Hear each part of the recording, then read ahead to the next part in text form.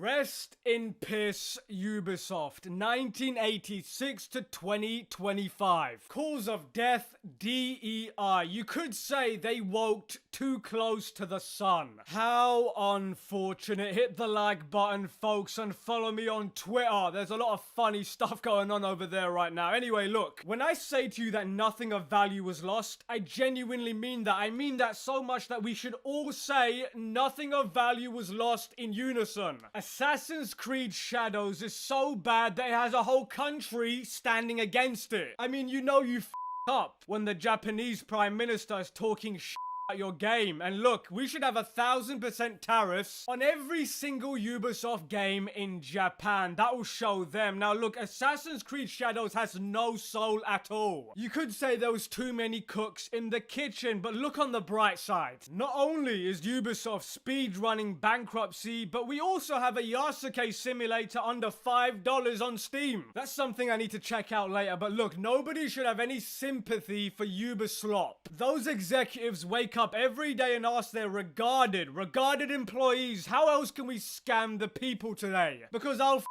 do it today and I'll do it tomorrow and I'll do it again and again. That's how little we care about the consumer base. Actually, you know what? Let me take a step back. We should really thank Ubisoft. Yeah, I know. Wait a second. Hear me out. They're sacrificing themselves by demonstrating, doing literally everything you shouldn't do to educate all of the future developers and publishers. I mean, they are laying out a blueprint on how not to make a video game. I mean, when you underperform compared to Dragon Age Veilguard, which was deemed such a disaster that not only was it abandoned, but it was thrown like a hot potato in the players' faces for free within 3 months after release. You know things are terrible. When you are operating below those standards, their portrayal of historical Japan is abysmal. What a complete and utter disrespectful slap in the face of every Japanese person trying to change history. Now, in the video I made yesterday, I actually forgot to include a clip. I'm gonna put it in this video. You need to watch this. If you haven't seen it already, you're probably gonna die laughing. Go ahead, roll the clip. I do not think I have ever seen you quite so tongue-tied. Not yet, at least. I hope you aren't easily chilled. Do you think someone might see us? Maybe. Do you care?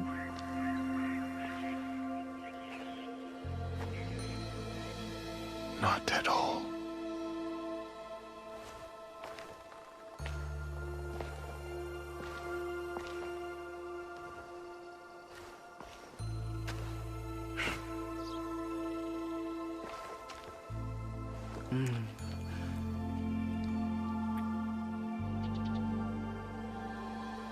You gotta be f***ing kidding me. What the f*** was that? That was the most forced, woke, most brain dead thing I've ever seen. Let me move on because, God, that was embarrassing. The combat in Arse Creed is sluggish and boring. I mean, the voice acting, as we discussed the video before this, was horrible. The writing is terrible. Everything is just rushed and copy and pasted from previous titles. The NPCs look like they're from the 360 era. The animations is terrible. The AI is bad. The plot is awful. And you know, the thing is about the AI and the NPC animations that when you're pushing through a crowd, the footprints, the snow movements, all those things were better in Assassin's Creed 3 and Black Flag, which was released in 2012. And by the way, speaking of the voice acting, you know what they did? They didn't hire professional voice actors because that would be stupid for Ubisoft, right? What they did was that they just hired anybody, any QA tester in their building with a fake accent that sounds like a redneck, trying to talk like a Japanese person. And can I just say too, the constantly talking to yourself out loud as the character's going through his inner dialogue is getting really annoying. I mean, I don't really want to hear that all the time. It's exhausting. But you know, Ubisoft has existed for way too long considering the absolute masterclass in bad choices they've made. It's like someone over there is actively trying to steer it straight into an iceberg. But then again, who could possibly have seen this coming years ago? We were all waiting for a game told of the story of a servant in feudal Japan that became a samurai within a few months and was handed the command of an army exactly after one battle that never happened. Yes, that's exactly what we want.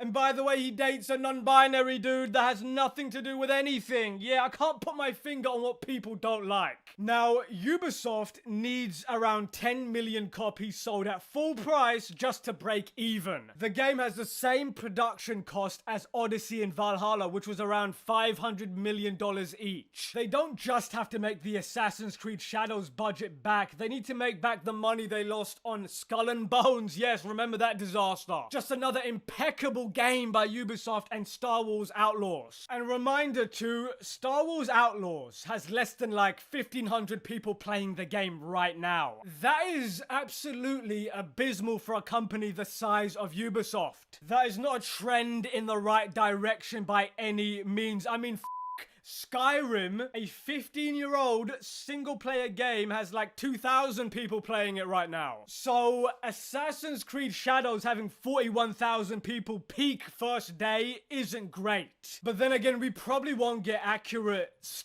peak Steam numbers until this weekend. But listen, if they even had 100,000 people playing it, that still would have been bad, because remember, this is the same company that said Ask Creed Shadows will either make or break them, and they are averaging half that right now. So yeah, Ubisoft is definitely going under if the player count doesn't skyrocket over the weekend. And you know, maybe Tencent should buy Ubisoft for dirt cheap, because maybe Tencent can give us an actual Assassin's Creed in Asia that's actually good, that gets a good depiction, that gets a good reception and revives the franchise. And you know what, I'm gonna end the video right there, because I never thought I'd see the day where I'd actually advocate for Tencent buying someone. And on that bombshell, Manix out.